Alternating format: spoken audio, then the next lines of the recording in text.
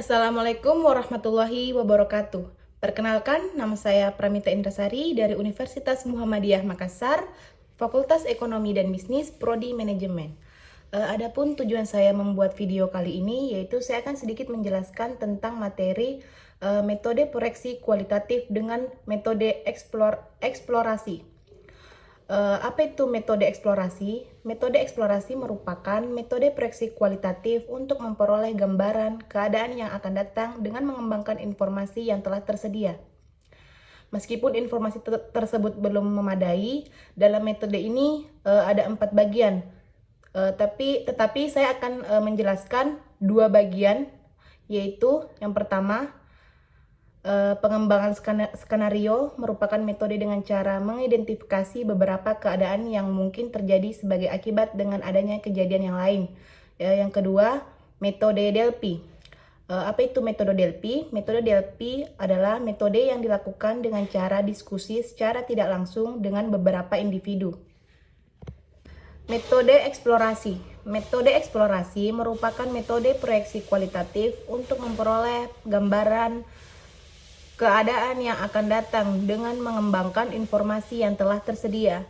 Meskipun informasi tersebut belum memadai, informasi tersebut kemudian dikembangkan untuk memperoleh informasi-informasi tambahan dengan menggunakan berbagai metode. Beberapa metode eksplorasi yang digunakan untuk menyusun proyeksi dengan metode eksplorasi adalah sebagai berikut. Yang pertama, pengembangan skenario. Metode pengembangan skenario merupakan metode proyeksi yang dilakukan dengan cara mengidentifikasi beberapa keadaan yang mungkin terjadi sebagai akibat adanya kejadian yang lain. Metode proyeksi ini memiliki kelebihan dan kekurangan. Kelebihannya yaitu dapat dikembangkan berbagai alternatif keadaan yang diproyeksikan pada masa yang akan datang. Kekurangannya, skenario yang dikembangkan seringkali jauh menyimpang dari keadaan yang sebenarnya. Yang kedua, pendekatan Delphi. Apa itu pendekatan Delphi? Pendekatan Delphi merupakan metode proyeksi yang dilakukan dengan cara diskusi secara tidak langsung di antara individu.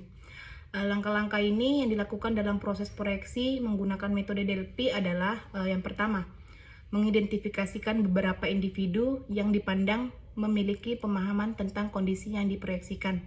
Yang kedua, mendapatkan seorang individu sebagai fasiliator. Ketiga, fasiliator meminta masing-masing individu untuk membuat proyeksi masa yang akan datang dengan disertai alasan yang logis tanpa menyertai identitas pembuat proyeksi. Yang keempat, hasil proyeksi dari masing-masing individu dikumpulkan oleh fasilitator, kemudian digandakan dan dibagikan kepada individu lainnya untuk mendapatkan tanggapan. Yang keenam, hasil tanggapan dikumpulkan oleh fasilitator untuk dikirim kembali kepada pembuat proyeksi. Yang keenam, berdasarkan tanggapan dari ahli yang lain, pembuat proyeksi membuat revisi atau proyeksi pertama atau tetap dengan proyeksi pertama jika masukan dari ahli lain dipandang tidak memadai.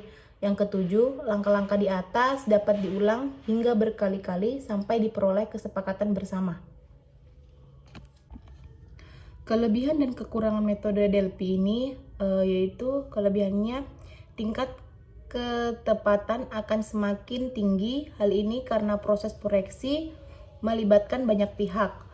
Unsur subjektivitas dapat ditekan. Hal ini karena setiap individu tidak melakukan komunikasi secara langsung.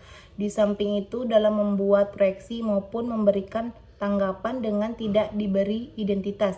Kekurangannya, yang pertama, memerlukan waktu yang lama karena prosesnya yang panjang, apalagi jika kesepakatan sulit didapat. Yang kedua, memerlukan biaya yang mahal karena proses proyeksi ini melibatkan banyak ahli. Yang terakhir, sulitnya mendapat target waktu proyeksi karena seringkali tenaga ahli yang diminta untuk menyusun proyeksi dan memberikan tanggapan memiliki tingkat kecepatan yang berbeda-beda.